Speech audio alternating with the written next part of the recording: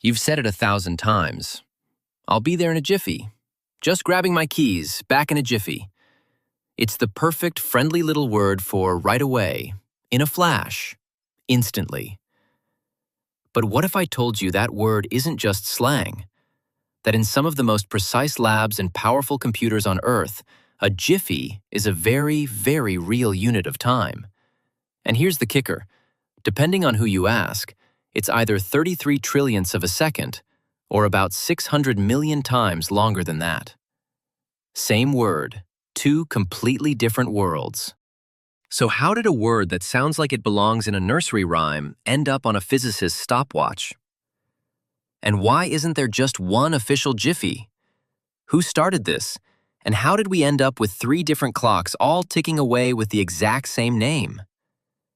This is one of those stories where a throwaway word accidentally became part of the backbone of our modern world. So, let's chase the paper trail and find out why. Let's wind the clock back to the Roaring '20s. The year is 1926. Science is in the middle of a revolution. Quantum mechanics is turning everything upside down, and scientists are scrambling to find words for things they can barely imagine. Our main character is a man named Gilbert Newton Lewis. He was an absolute giant in chemistry, nominated for the Nobel Prize a staggering 41 times, though he famously never won. He's the guy who gave us our modern understanding of how atoms share electrons to form bonds. And in that same year, in a letter to the journal Nature, he also gave us a word you know very well: photon, for a single particle of light. Lewis was in the business of naming the unnameable. And in that same inventive spirit, he decided to tackle time. His idea was elegant, almost playful. He looked at the most fundamental, rock-solid constant in the universe, the speed of light. He said, "Let's nail our new unit of time to that." But instead of some huge astronomical distance, he chose something you can measure with your fingers: 1 centimeter. A jiffy, he proposed, should be the amount of time it takes for a photon, his newly named particle, to travel 1 single centimeter in a vacuum. It was a bit cheeky, a bit brilliant, and it gave scientists a tangible way to think about incredibly short timescales. Okay, so how fast is that really? The speed of light isn't just a big number. In modern physics, it's the ruler we use to define everything else. It is exactly 299,792,458 meters per second. So, to get the time it takes to cross 1 centimeter, you just divide the distance by the speed. The number that spits out is, well, it's mostly zeros. It's about 33.356 picoseconds. A picosecond is a trillionth of a second. To put that in perspective, there are more picoseconds in 1 single second than there have been seconds in the last 31,000 years. It is an absurdly, wonderfully small slice of time. But here's where our story takes its first turn. While physicists were thinking about photons, engineers on the ground had a much more practical problem. Their world didn't run on the speed of light. It ran on the electricity coming out of the wall socket. They heard this great, catchy word, jiffy, and thought, hey, we could use that. But a picosecond was completely useless to them. What they needed was a unit of time that matched the rhythm of their own world, the alternating current, or AC, power grid. So engineers redefined it. For them, a jiffy became 1 full cycle of the power grid's hum. In North America, the grid runs at 60 hertz, meaning it cycles 60 times per second.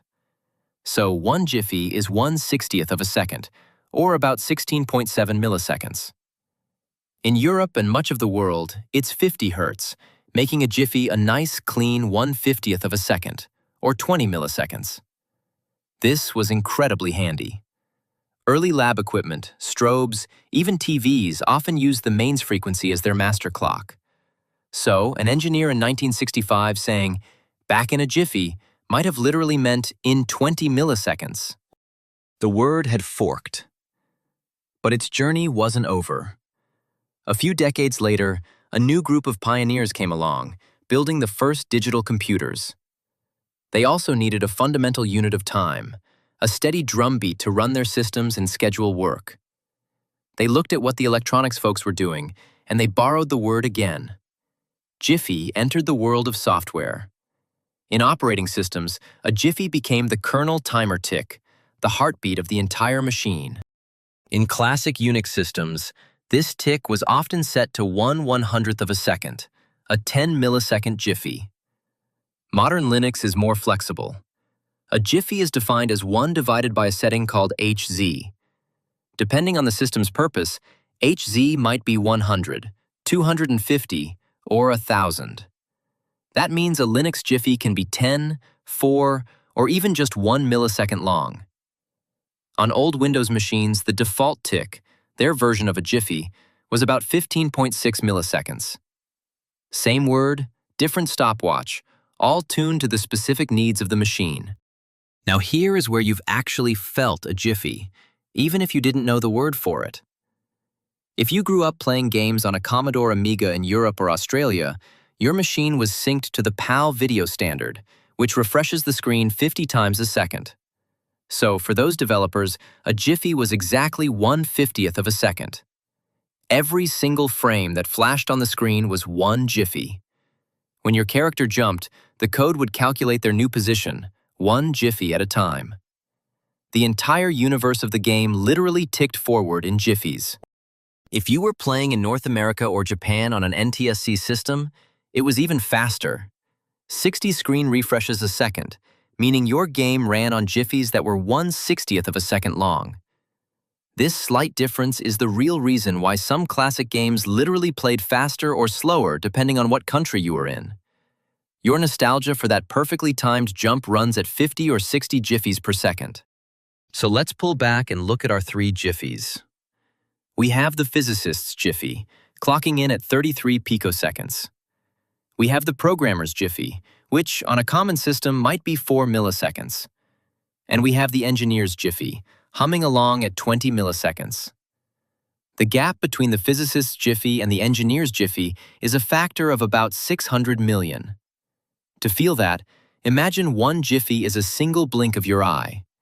The other jiffy, scaled up by the same factor, would be over 500 years long. It's the same word for 2 wildly different realities. So why did this one, silly word, survive across all these different fields? Because it's human. It's memorable. Picosecond is precise, but jiffy is friendly. It's a little piece of slang that snuck into the lab and the server room and refused to leave. Each discipline adopted it like a mascot and just retuned it to match the beat of their own world. Physics needed the beat of a photon. Electronics needed the beat of the power grid. And software needed the beat of a computer's scheduler.